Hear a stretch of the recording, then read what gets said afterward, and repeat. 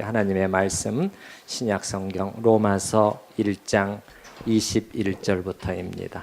1장 21절부터 27절까지 저와 여러분이 한 절씩 교독하시겠습니다. 21절 하나님을 알되 하나님을 영화롭게도 아니하며 감사하지도 아니하고 오히려 그 생각이 허망하여지며 미련한 마음이 어두워졌나니 스스로 지혜 있다 하나 어리석게 되어 썩어지지 아니하는 하나님의 영광을 썩어질 사람과 새와 짐승과 기어다니는 동물 모양의 우상으로 바꾸었느니라. 그러므로 하나님께서 그들을 마음의 정욕대로 더러움에 내버려 두사 그들의 몸을 서로 욕되게 하게 하셨으니 이는 그들이 하나님의 진리를 거짓 것으로 바꾸어 피조물을 조물주보다 더 경배하고 섬김이라.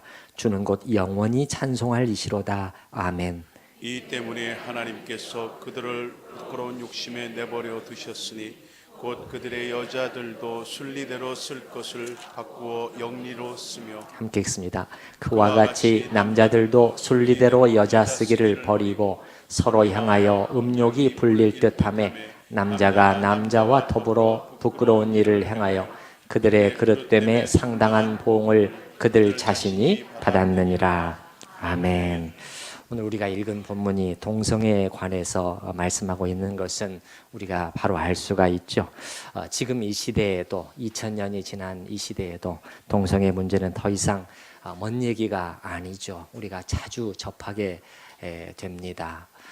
불과 3년 전에 언론에 떠들썩하게 보도된 것이 미국 연방 대법원에서 동성혼이 합헌 판결이 났다, 이런 보도를 우리가 접하게 되었고, 또 종종 들려오는 소식, 남의 나라 얘기긴 합니다만은 미국의 콜로라도주에 사는 한 남자 제빵사가 동성 커플이 그 결혼식에 쓸 웨딩 케이크를 주문을 했는데 자기의 신앙 양심 때문에 도저히 할 수가 없습니다라고 정중히 거절을 했는데 그 상대방 커플이 고소를 해서 주의 그 차별, 콜로라도 주의 차별금지법을 위반한 것이 됐기 때문에 또 이렇게 벌금형을 받았다랄지, 또 워싱턴주에 사는 한 여자분, 그 플로리스트, 그 꽃가게를 하는 분이 또 동성 커플의 그 꽃 주문에 이렇게 거절을 했다가 그 주의 법에 위반이 돼서 기소가 되어서 또 벌금형을 받았다. 이런 얘기들을 우리는 가끔 듣게 됩니다. 참고로 말씀드리면은 이 두 건 모두가 한 5, 6년이 시간이 지난 다음에 주에서는 이렇게 이제 벌금형으로 확정이 됐는데 연방 대법원에서 첫 번째 사건은 이렇게 판결을 뒤집었고, 두 번째 사건은 다시 재심하도록 금년 6월에 돌려보내는 일이 있었죠. 그 취지는 뭐였냐면은 그 성에 대한 차별 금지도 중요하고, 그러나 동시에 개인의 종교적인 신념도 또 존중되어야 한다라는 그런 취지였습니다. 또 남의 나라뿐만 아니라 우리나라에서도 이것은 작지 않은 문제가 이미 되어 있습니다. 차별금지법에 제정을 놓고 그동안에 치열한 찬반이 엇갈리고 있는가 하면 매년 열리고 있는 그 퀴어 축제에 대해서 들어보셨죠? 퀴어 축제라는, 또 여기에 반대 집회도 열리고, 그리고 이제 성소수자 분들을 가리켜서 지칭하는 영어의 약자 4글자로 된 LGBT, 그런 말도 들어보셨습니까? LGBT. 그래서 L은 레즈비언, G는 게이, 그 다음에 B는 바이섹슈얼, 양성애자, 그 다음에 T는 트랜스젠더, 이런 단어들도 우리는 종종 듣게 되고, 또 어느 대학교에서는 동성애 관련 강사를 초빙하는 문제에 있어서 팽팽한 긴장이 있었다든지, 또 어느 신학대학교에서는 학생들이 교단과 학교의 그 방침과 어긋나는 그러한 어떤 의사표명을 해서 집단적으로 표시를 해서 문제가 됐다 할지, 이런 것들이 이미 우리에게 심심치 않게 들려오고 있어요.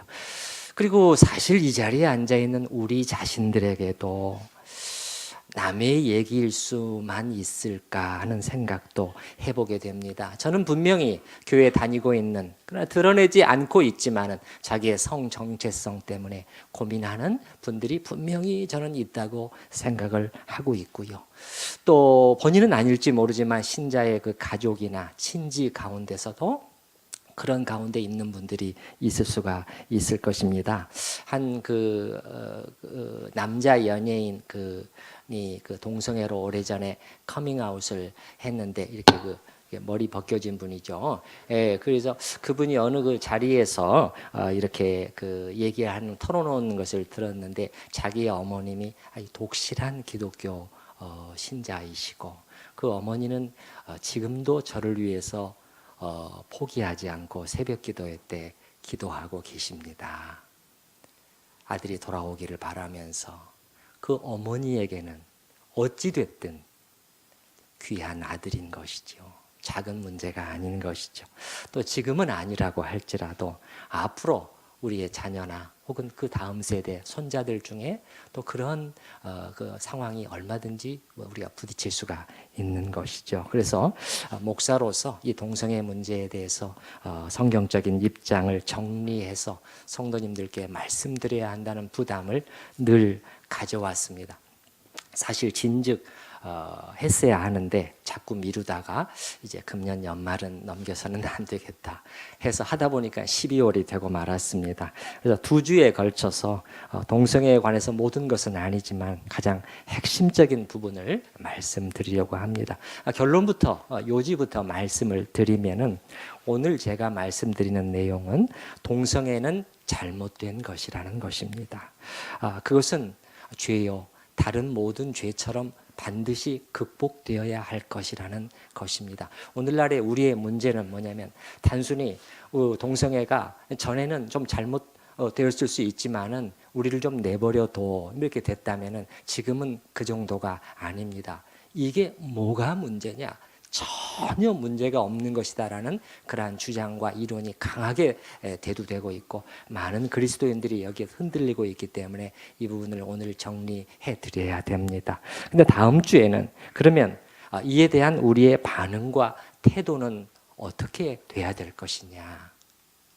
그럼에도 불구하고 제가 가끔 말씀드려온 것처럼 이분들을 향한 정죄나 혐오나 공격은 하나님의 방법이 아니라는 것입니다.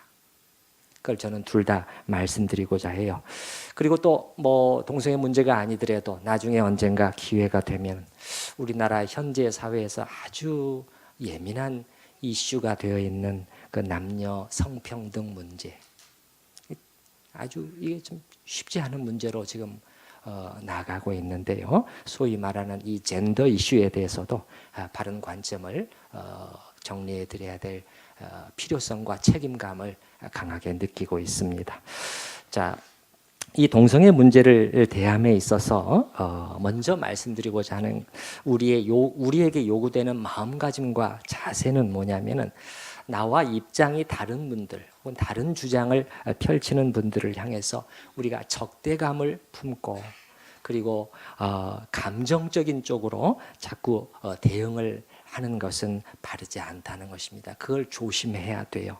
여러분, 우리는 그리스도인으로서 언제 어디서나 무슨 일에 대해서나 사랑과 관용의 마음을 잃어서는 절대 안 됩니다. 그리고 또한 우리의 생각과는 다른 방향으로 세상이 나아간다고 해도 어떤 결정들이 내려진다고 해도 여러분이 두려움을 느낄 필요는 없다는 것입니다. 사실 세상은 늘 하나님을 거슬러 왔다는 것을 우리는 기억해야만 할 것입니다. 그래서 그런 일들이 진행된다고 해서 두려워하거나 공포심을 가질 필요는 전혀 없다는 것입니다. 자, 우리의 바른 시작은 무엇일까? 어떻게 이 부분에 최초로 접근해야 될까 했을 때 우리는 차분하고 그리고 겸손한 마음으로 하나님의 뜻이 어디 있는지를 먼저 물어야 될 것입니다. 주님, 당신은 저희에게 무엇을 말씀하고 계시나요? 성경을 통해서 내 신념, 내가 원하는 것, 내가 좋아하고 내가 싫어하는 것도 아니요. 그 내려놔야 될 거고요. 또 다른 사람들이 이웃에서 또 모든 사람들이 뭐라고 결정하고 뭐라고 어느 쪽으로 기울어지고 있는가 그것도 내려놔야 될 것입니다. 하나님의 자녀들의 가장 바른 출발점은 주님, 말씀해 주시옵소서. 그것이죠. 그래서 이제 이런 관점에서 우리가 이 결혼이나 성에 관한 문제를 접근하게 되면은 분명히 드러나게 되는 것이 이 성이라는 것. 창세기에 보게 되면 이 성, 섹스라는 것은 하나님의 아이디어였다는 것이에요. 그것을 만드신 분은 하나님이셨습니다. 그리고 그것을 만드실 때 하나님은 분명히 그림을 가지고 계셨다는 것입니다. 그 중에 하나가 뭐냐면은 그것은 남성과 여성의 결합으로 하나님께서 분명히 계획을 하셨다는 거예요. 다른 그림, 남성과 남성의 혹은 여성과 여성 간의 결합은 아니었어요. 그건 하나님의 창조의 계획 속에 없었던 것입니다. 여러분, 우리 간지의 첫 번째 말씀, 예수님의 말씀을 한번 먼저 보십시다. 19장, 마태복음 19장 4절서부터 6절까지 4절서부터 보면은 예수께서 대답하여 이르시되, 결혼과 이혼의 문제에 대해서 대답을 해주시면서 하신 말씀입니다. 사람을 지으신 이가 본래 그들을 뭐와 뭐로 지으시고 남자와 여자로 하나님이 만드신 분이 하나님이시라는 거예요. 말씀하시기를. 이제 그 다음서부터는 창세기 2장의 말씀을 인용하시는 것입니다. 그러므로 사람이 그 부모를 떠나서 아내에게 합하여 그 둘이 한 몸이 될지니라 하신 것을 읽지 못하였느냐. 그런즉 이제 둘이 아니요 한 몸이니 그러므로 하나님이 짝지어 주신 것을 사람이 나누지 못할지니라. 모세가 이혼 증서를 써줘서 이혼하도록 허락했는데 그걸 물어봤을 때 예수님은 아니야. 하나님의 원래 계획은 그렇게 나누어서는 안 된다는 것이었어 하는 그 말씀을 해주시는 것이죠. 그래서 이 부분은 결혼에 관련된 그러한 예수님의 가르침인데, 결혼은 한 남자와 한 여자, 그것도 여기서 단수를 사용하고 있단 말이에요. 복수가 아니에요. 한 남자와 여러 여자, 이것은 사실은 하나님의 창조 질서와 맞지 않는 것이에요. 여러 가지 문화적인 어떤 상황 속에서 그것이 인간 사회 속에서 허용되어 왔을지는 모르지만 그렇지 않아요. 여기 말씀을 보게 되면은 한 남자와 한 여자예요. 그리고 그 이상은 아니라는, 다른 것이 아니라는 거예요. 요즘에 동성혼이 합법화된 나라 속에서는 여자분과 여자분이 결혼해서 합법적인 가정을 이루고, 또 남자와 남자가 결혼해서 가정을 이루고, 그리고 이제 아기를 이렇게 입양을 해서 키우는 그러한 일들이 있는데, 그것은 하나님의 결혼에 관한 하나님의 계획이 아니었다는 것을 우리가 알아야 됩니다. 그것은 아니에요. 그래서 여기 여러분 5절에 밑줄 그은 부분을 보시게 되면은 그 둘이 한 몸이 될지니라 이렇게 말씀을 하셨는데, 한 몸을 이룬다는 것은 이 속에는 분명히 남녀 부부 간의 성적인 결합이 암시된 표현이에요. 이 속에 한 몸은. 그러나 그것이 전부는 아니죠. 부부간의 하나됨은 그것뿐만 아니라 육체적인 면에서뿐만 아니라 모든 면에서 하나가 돼야 된다. 결혼했는데도 따로 이렇게 막 놀아서는 안 된다는 것이죠. 부부는 인격적으로, 신앙적으로, 정서적으로 모든 면에서 하나가 될 수 있도록 최선의 노력을 해야 된다는 것이지요. 그러므로 이 말씀, 우리가 성경을, 하나님의 창조 질서를 봤을 때, 성경을 정직하고 공정하게 바라봤을 때 하나님의 말씀이 동성애를, 그러니까 남자와 남성 간의 결합 혹은 여성과 여성 간의 결합을 정상적이 아닌 것으로 판단하고 있는 것은 확실해요. 그럼에도 불구하고 신학자나 또 기독교 신학자나 목회자들 속에서는 이제 다른 주장을 하시는 분들이 있는 것을 저는 알고 있습니다. 그런데 그분들이 성경을 사용한단 말이에요. 그러면 저는 만약에 그분들이 내놓는 성경의 해석이 정말 제 마음속에 진짜 하나님의 말씀이 그렇게 말씀하고 있네, 그렇게 받아들여진다면 저는 말할 필요도 없이 저는 그대로 용인할 마음의 자세가 돼 있어요. 우리에게 언제나 최고의 권위는 하나님의 말씀인 것이 그 어떤 것도 없습니다. 그런데 그게 아니에요. 그게 아니에요. 이분들이 성경을 자기 입맛대로 막 이렇게 마음대로 무모하고 억지스럽게 해석을 해버리는 거. 예를 들면은 이런 것이죠. 다윗과 요나단의 관계가 성경을 보면은 매우 가까웠다고 돼 있잖아요. 근데 그게 동성의 관계였다는 그렇게 해석을 해버리는 거예요.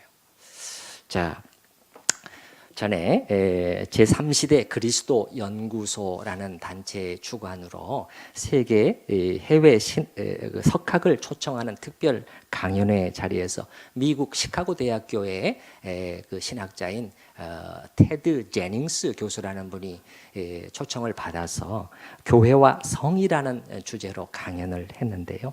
그분은 동성애를 지지하는 신학자인 것이죠. 그러니까 말하자면 진보 진영, 자유 진영에 속해서 이 부분을 지지하는 분이신데 이제 그분이 이렇게 말을 한단 말이에요. 교회 안에 동성애 혐오론자들은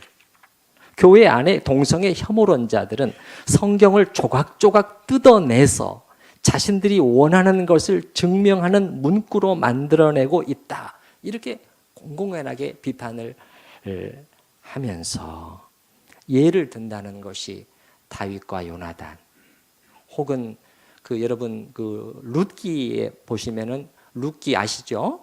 예, 룻의 시어머니가 누구죠? 나오미잖아요. 또 룻과 나오미 간이 또 그게 동성의 관계였다. 또 마태복음 8장에 나오는 백부장과 하인에 대해서 알고 계시죠?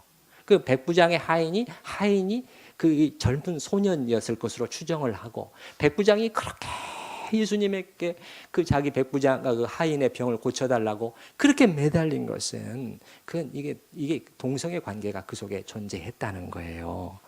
그런데 성경에 그러한 희미한 암시라도 있습니까, 여러분?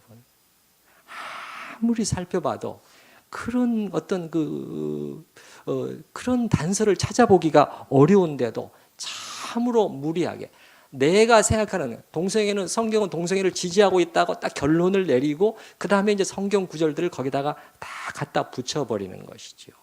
이렇게 하면 안 되죠. 그건 받아들일 수 없는 것이죠. 세상에 다윗과 요나단의 간에 있었던 숭고한 우정을 게이들의 사랑 이야기로 바꿔버리고 그리고 모함 여인 룻이 그 자기 시어머니를 향한 그 신실한 충정 끝까지 그 노 시어머니를 버리지 아니하고 그리고 그 어머니의 그 하나님을 자기의 하나님으로 신앙심으로 받아들이는 그 신앙심을 겨우 레즈비언적인 사랑 이야기로 둔갑시켜버리는 것이 오늘날 이 현대 자유주의 신학의 이 문제란 말이죠.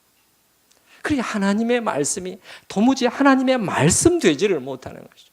사람의 생각을 이렇게 지원해주는 그러한 도구로 전락시켜버리는 참으로 너무도 이 무서운 일을 했다는 것을 우리가 또 잊어서는 안 될 것입니다. 오늘 읽은 로마서 1장에 보면은 26절, 27절이 보면은 우리 동성애 부분에 대해서 분명히 지적하고 있는 구절이잖아요. 근데 이것도 어떻게 해서든지 다르게 해석하고 이걸 빠져나가려고 하는 그러한 주장들이 상존하고 있어요. 예를 들면 이런 것이죠. 이 로마서 1장 26절하고 27절에서 문제 삼고 있는 것은 건전한 동성애 관계는 아니라는 거예요. 건전하고 장기적으로 유지되는 어떠한 동성애 관계를 문제 삼고 있는 말씀이 아니고 난잡한 그러한 동성애 관계를 비난하고 있는 것이라는 거예요. 자, 여러분이 한번 26절과 27절을 다시 한번 그런 각도에서 보세요. 정말 그럴까요? 정말 그럴까요? 여러분이 한번 보시기 바랍니다. 그런데 제가 이 본문을 봤을 때는 그렇지 않아요.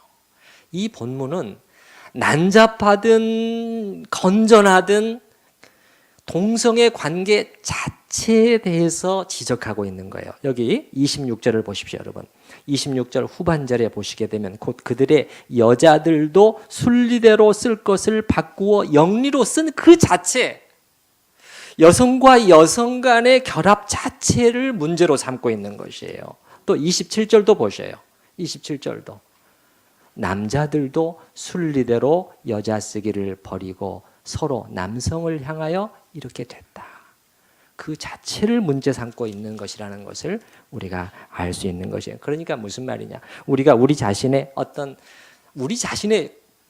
그 고집, 이걸 딱 이 색안경을 끼지 않고 정말 객관적으로 하나님은 여기에 대해서 뭐라고 말씀하시는가 하는 것을 살펴보게 되면 성경은 조금치의 유보도 없이 그것을 죄로 규정하고 있는 것을 확인할 수 있어요. 그건 해서는 안 되는 행위로 말씀하고 있단 말이죠. 그건 그렇게 어렵거나 복잡하지 않아요.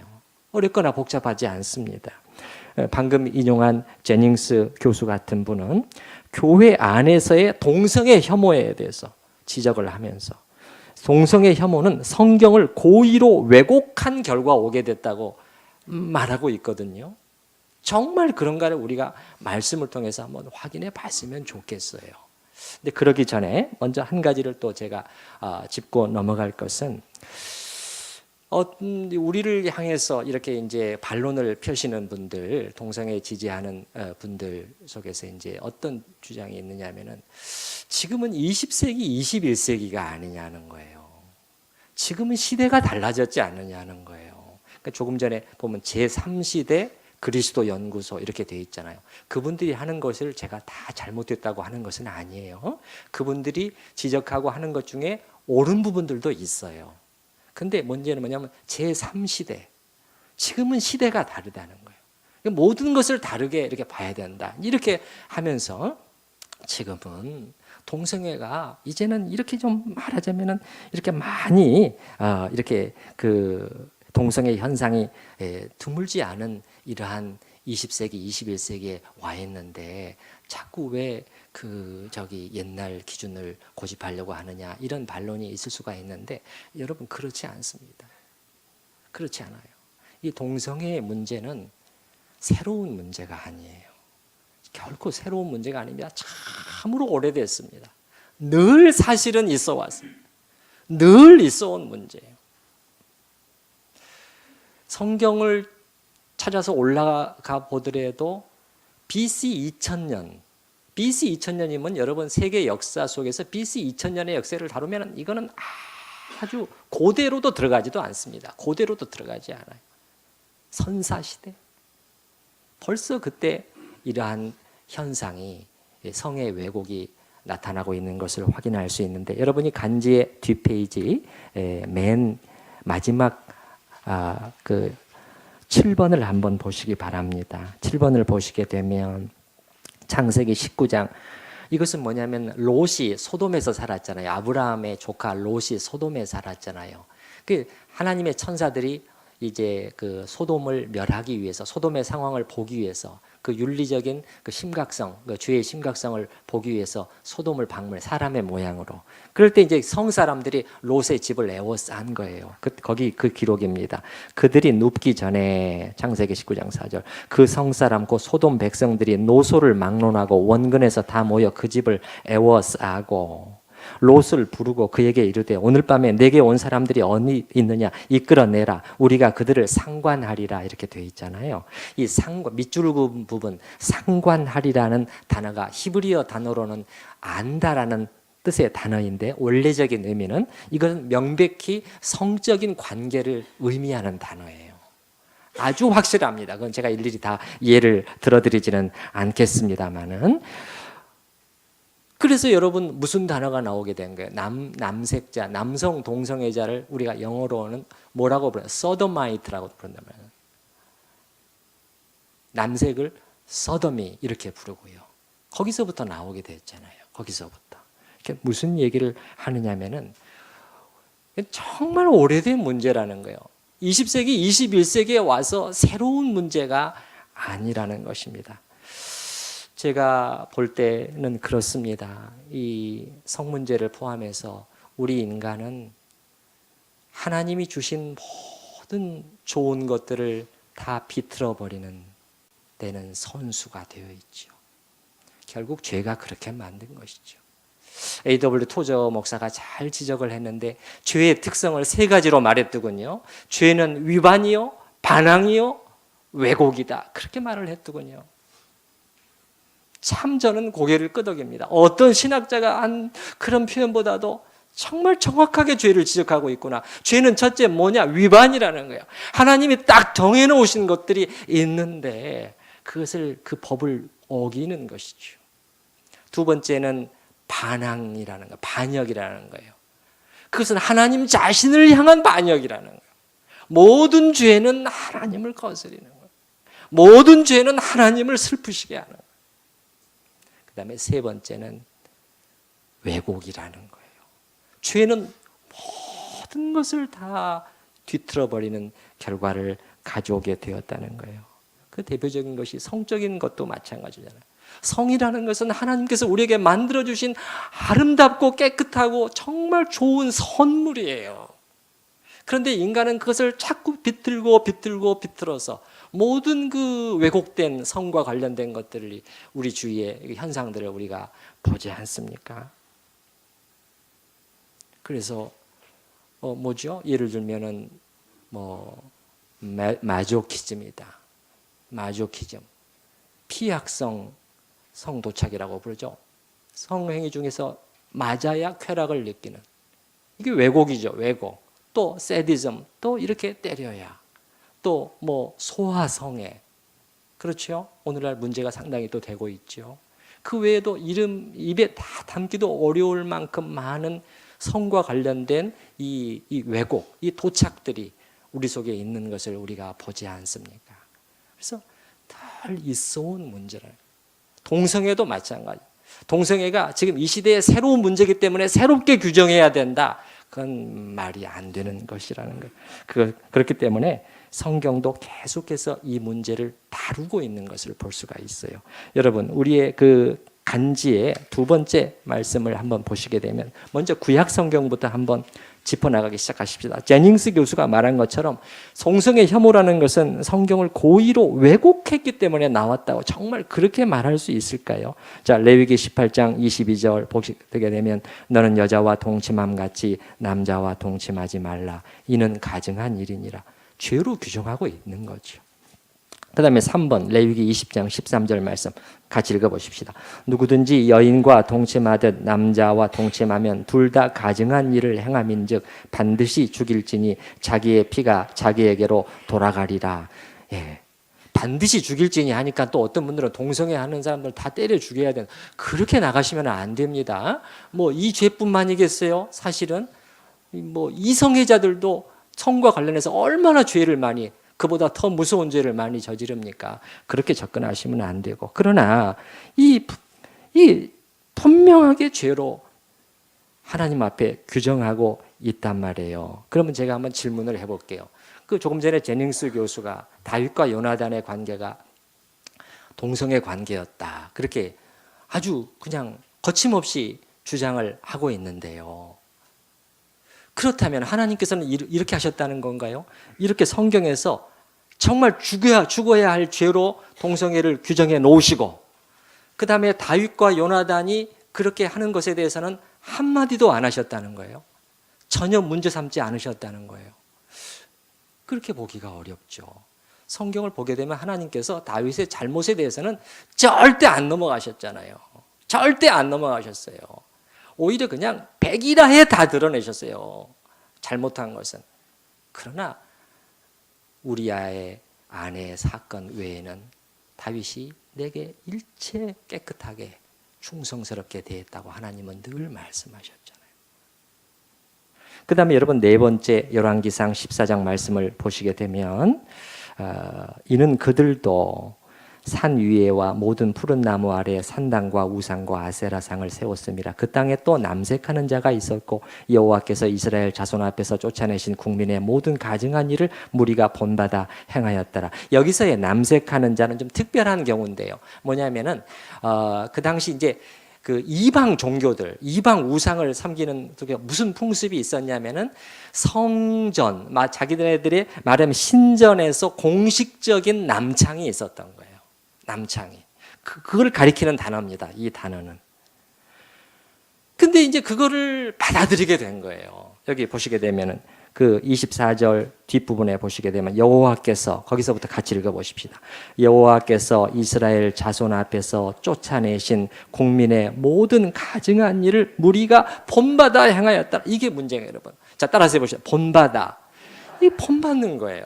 본받는 거예요. 늘 하나님의 순결한 백성이 여기 보고 저기 보니까 저거 재밌겠는데, 아주 저거 놀라운데, 그렇게 하면서 그것을 받아들이고 본받고 하는 것이 그때도 문제고 지금도 문제인 거죠. 지금도 문제인 것이죠. 그래서 이렇게 구약에 이렇게 분명한데, 그러면 신약에 와서는 바뀌었는가? 신약에 와서는 동성애에 대한 관점이 바뀌었는가? 아니에요. 여러분 간지의 뒷페이지를 보시기 바랍니다.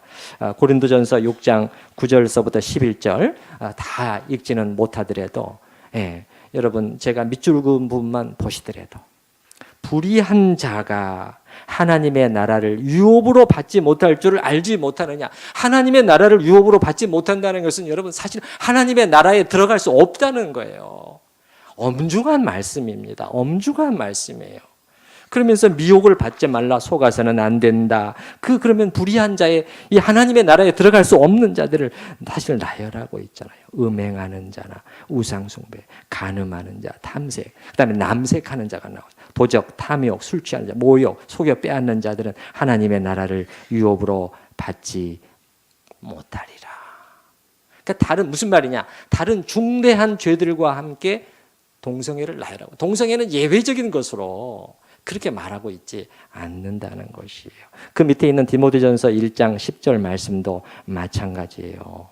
그 밑줄 부분 보시게 되면 9절에 1장 9절, 불법한 자와 복종하지 아니한 자와 경건하지 아니한 자와 죄인과 거룩하지 아니한 자와 망령된 자, 아버지를 죽이는 자, 어머니를 죽인 자, 살인하는 자, 음행하는 자, 그렇게 하면서 남색하는 자가 나오죠. 인신매매를 하는 자, 그런 중대한 죄의 목록 속에 성경이 이 동성애를 넣고 있다는 것, 어떻게 여러분은 생각을 하십니까? 이것이 성경을 고의로 우리가 왜곡해서 이 동성애에 대해서 반대하고 있는 것일까요? 아무리 살펴보고 아무리 말씀을 순종하려고 또 살펴봐도 그렇지가 않단 말이에요.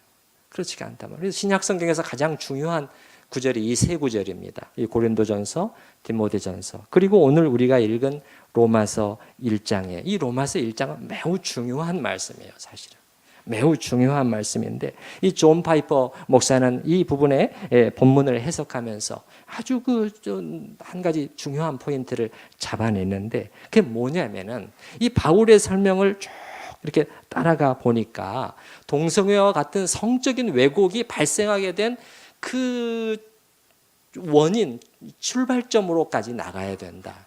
어디서 시작이 됐느냐? 그래서 하나님의 영광을 피조물의 그것과 뒤바꿔 버리는 것에서 시작이 됐다는 것이에요. 그래서 이 사도 바울은 자꾸 바꾸어 그 단어를 자꾸 쓰고 있거든요. 자, 여러분 한번 보십시다. 1장 23절에 맨 뒤에 보시게 되면 동물 모양의 우상으로 뭐 했느니라? 바꾸었느니라. 그 다음에 25절도 보셔요. 이는 그들이 하나님의 진리를 거짓 것으로 바꾸는 일이 있었다는 거예요. 이거. 그러다 보니까 26절이 온 거예요. 중간에 보시게 되면 곧 그들의 여자들도 순리대로 쓸 것을 모해서 또 바꾸었다는 거예요. 아시겠습니까? 이 하나님의 영광을 피조물의 그것으로 바꾸면서 이 모든 바꾸는 것들이 일어나게 됐다는 것이지요. 하나님을 하나님의 자리에 놓지 않고 하나님을 하나님으로서 섬기지 아니하고 치워버린 거예요. 하나님의 자리에 피조물이 들어선 거예요. 피조물이 들어선 거예요. 여러분 여기도 보셔요. 23절에 한번 보십시오. 23절. 썩어지지 아니하는 하나님의 영광을 뭘로 바꿨어요? 썩어질 사람으로. 그다음에 새와 짐승과 기어다니는 동물 모양의 우상으로 바꾸었다는 거예요. 이것은 외적인 우상이죠. 오늘날 우리에게는 없을까요? 우리에게는 보이지 않는 우상이 또 있는 것이죠. 정신적인 우상을 현대인들은 숭배하고 있죠. 그 최고의 우상은 제가 볼 때는 사람이 되어 있어요. 지금은 자기 자신이 되어 있어요. 25절에 다시 한번 보시기 바랍니다. 25절 한번 같이 읽어보십시다. 이는 그들이 하나님의 진리를 거짓 것으로 바꾸어 피조물을 조물주보다 더 경배하고 섬김이라. 주는 곧 영원히 찬송할 이시로다. 아멘. 주님이야말로 찬양과 경배를 받으셔야 할 대상인데 그것이 아니고 바꾸어 버렸다는 거예요. 그래서 25절 하나님의 진리를 거짓 것으로 바꾸어 피조물을 조물주보다 더 경배하고 섬긴 이 도치, 이 뒤바꿈, 그것이 지금도 이어지고 있고 그것이 모든 왜곡, 뒤틀림을 가져오게 되었다는 것이에요. 더 정확하게 하면 이렇게 되는 것입니다. 두 개의 바꿈이 있죠. 하나님의 영광을 바꿈이 있고 성에 있어서의 바꿈이 생겼어요. 그 중간에 사도 바울은 뭐라고 말하냐면은 하나님이 내버려 두어 버리셨다는 거예요. 이게 하나님의 심판이 있었다는 거예요. 이게 하나님의 심판이라는 거예요. 그러니까 하나님의 영광을 바꿔버리니까 하나님께서 심판으로 내버려 두셨다는 거예요. 내버려 두셨다는 표현이 똑같이 계속 나와요. 예를 들어서 여러분이 24절 말씀을 한번 보셔요. 24절 말씀을 보게 되면 그러므로 하나님께서 그들을 마음의 정욕대로 더러움에 내버려 두셨다. 내버려 두셨다. 또 26절에도 보시게 되면 이 때문에 하나님께서 그들을 부끄러운 욕심에 어떻게 내버려 두셨다. 이게 하나님의 심판이라는 거예요. 오늘 읽지는 않았습니다만 28절에 또 나옵니다. 28절에 또한 그들이 마음에 하나님 두기를 싫어하며 하나님께서 그들을 그 상실한 마음대로 어떻게 해요? 내버려 두셨다는 거예요. 여러분, 그래서요 우리가 동성애의 문제를 그냥 따로 떼어놓고만 생각하면 안 된다는 것이죠. 이 하나님의 사람이 우리에게 가르쳐 주는 것은 쭉 앞에서부터 봐야 된다는 거예요. 오늘 우리가 21절부터 27절을 읽지 않았습니까? 모든 게 다 연결이 되어 있다는 거예요. 21절이 결국은 동성애로 이어졌다는 거예요. 그렇게 지금 말하고 있는 거예요. 21절 하나님을 알되 하나님을 영화롭게도 아니하며 감사하지도 아니하고 오히려 그 생각이 허망하여지며 미련한 마음이 어두워졌나니. 하나님을 부인할 수가 없는데 하나님의 영광이 온 피조세계에 사실 빛나고 있는데 하나님의 그 신성을 사람들은 애써 부인하고 그 자리에 다른 것을 올려놨다. 자기 자신을 썩어질 피조물을 올려놓게 됐다는 거예요.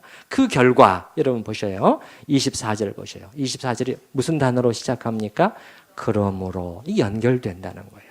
그 다음에 다시 26절을 보셔요. 26절 무슨 단어로 시작합니까? 이 때문에. 그 동성애의 얘기를 다 연결이 된다는 거예요. 여러분 저를 보십시오. 로마서의 논리를 제가 5가지로 순서대로 한번 이렇게 다시 한번 정리를 해드려 볼게요. 첫 번째, 하나님의 영광을 다른 피조물의 썩어질 영광으로 바꾸는 일이 있었다는 거예요. 자, 두 번째, 이 바꿈으로 인해서 하나님의 심판이 내려졌는데 그 심판은 뭐냐면은 내버려 두셨다는 거예요. 내버려 두셨다는 거예요. 세 번째, 그 결과 모든 뒤바뀜과 왜곡이 찾아오게 되었다는 거예요. 뒤바뀜과 왜곡 중에서 대표적인 것이 성 문제라는 거예요. 항상 우리 인간의 죄의 그 한가운데 성 문제가 있어요. 제가 아까 말씀드렸잖아요. 인류의 그 죄의 역사 속에서 끊임없는 이것을 도착시키는 그러한 시도들이 있어 왔다 그랬잖아요.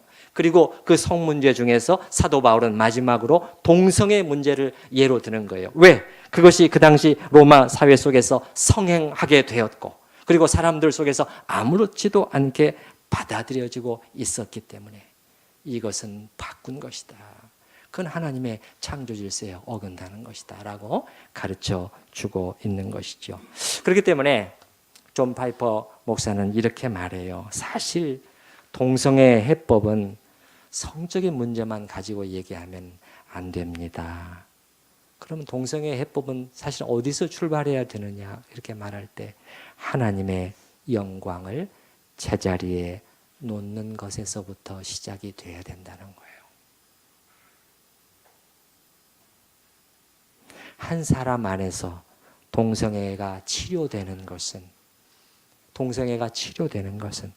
그 영혼 안에서 하나님의 영광이 다시 제자리로 돌아올 때 사실은 가능하다는 것이죠. 자, 오늘 말씀드린 것을 좀 정리해 드리겠습니다. 우리가 하나님의 말씀을 일일이 찾아봤습니다. 여러분 저와 같이 다 찾아보셨죠? 예, 이제 우리 정확하게 말해야 되겠습니다. 지금까지는 모호하게 성경이 그렇게 하고 있다고 나도 배웠어 이제 그 정도 했지만은 오늘은 관련된 말씀들 다 찾아봤습니다. 거의 다라고 말해도 틀리지 않을 거예요. 먼저 예수님의 말씀 봤습니다. 마태복음 19장 예수님께서 하나님의 창조 질서, 하나님이 계획하셨던 것, 그것은 한 남자와 한 여자라는, 더 이상 없다. 이거 벗어나면 안 된다. 한 남자와 한 여자예요. 그것을 약속하는 자리가 무슨 자리예요? 결혼식의 자리. 젊은이들은 그저 좋아가지고 웃고 그냥 결혼식을 그냥 절차로 생각하는데 그 결혼식에서 늘 빠지지 않는 게 뭐죠? 늘 빠지지 않는 게 뭐죠? 선약이죠. 약속하는 거예요. 약속. 이 하나됨 깨트리는 어떤 일도 하지 않겠습니다.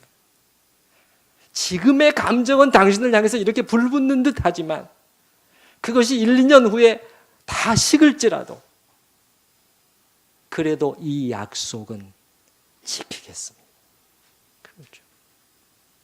그리고 우리는 구약의 여러 말씀들 다 찾아봤습니다. 확인했고요. 아무리 봐도 또 신약에 와서는 바뀌었는가 봤더니 신약에서도 아주 중요한 제도들과 함께 나열하고 있는 거예요. 여러분, 우리의 선입견이 아무리 또 둘레 사람들이 아무리 뭐라고 해도 우리는 하나님의 말씀을 높여야 돼요.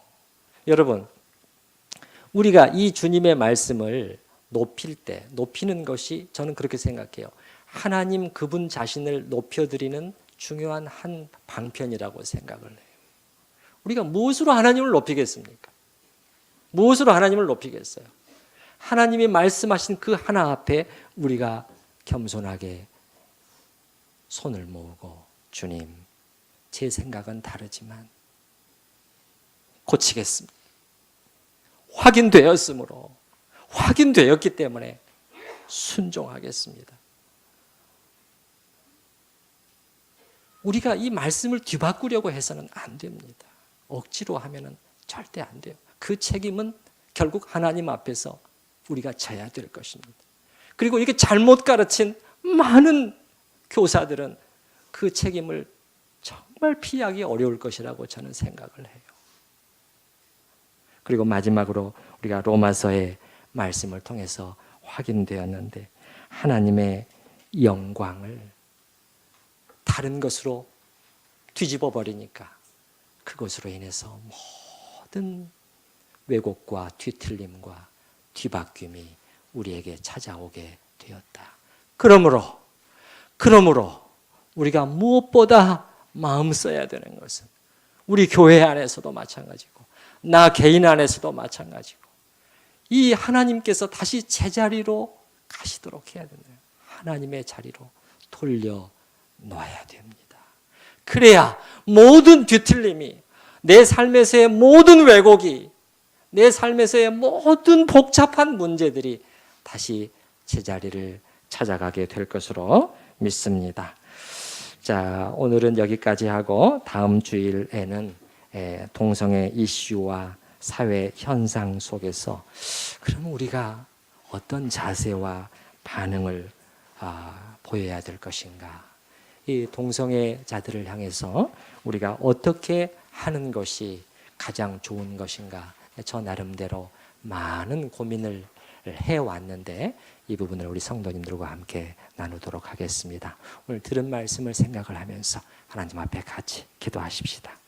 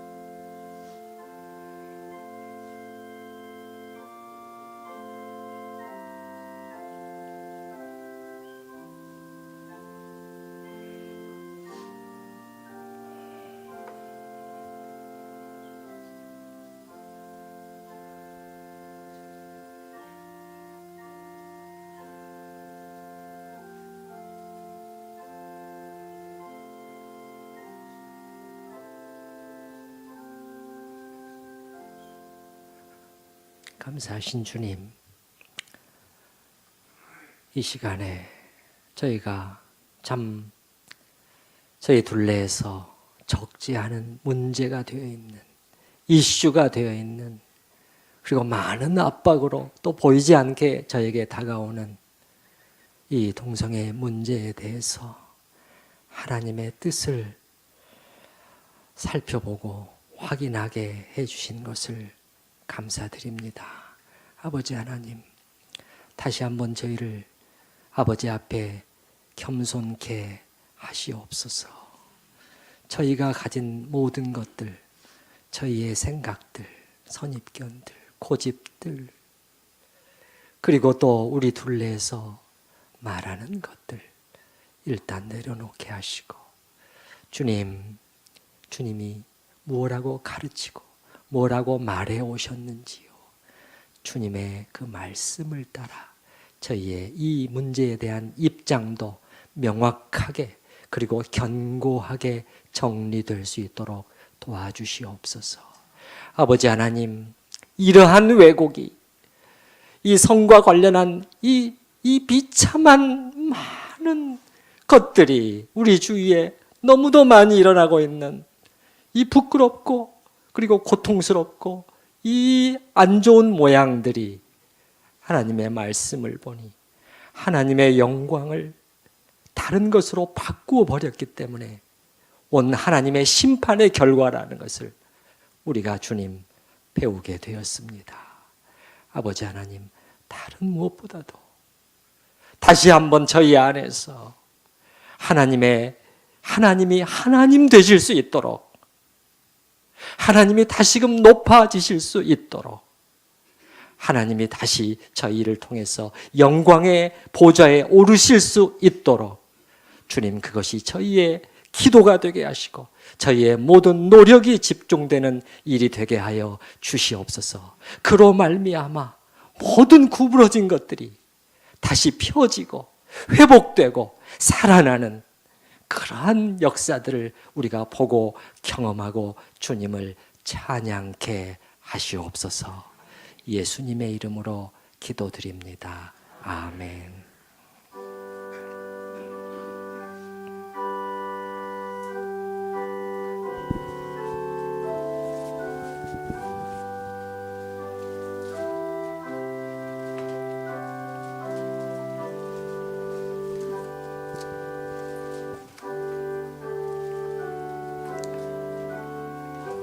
조금 빠르게 하겠습니다. 우리는 주님을 늘 배반하나 내 주 예수 여전히 날 부르사 그 참되신 사랑을 베푸시나니 내 영제여 주님을 곧 따르라.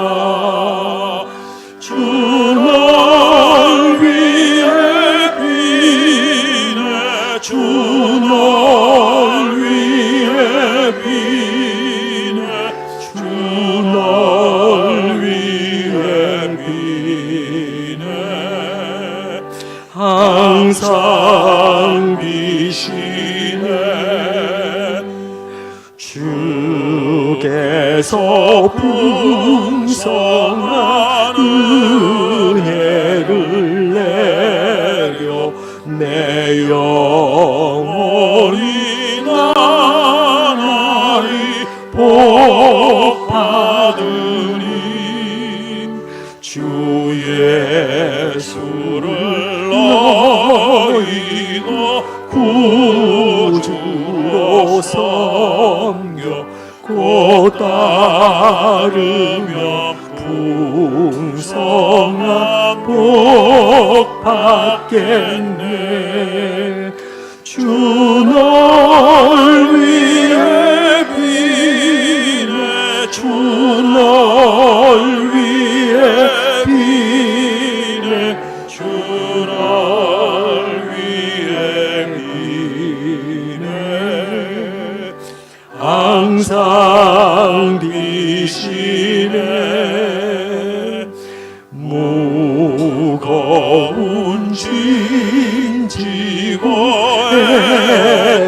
사는 인생 주 예수께 돌아와 고시어라. 내 주 예수 너희를 돌보실 때에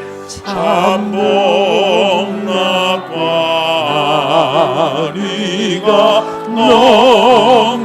넘치겠네. 주 널 위해 비네. 주 널 위해 비네.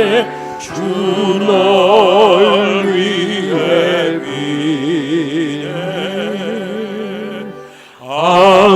항상 비시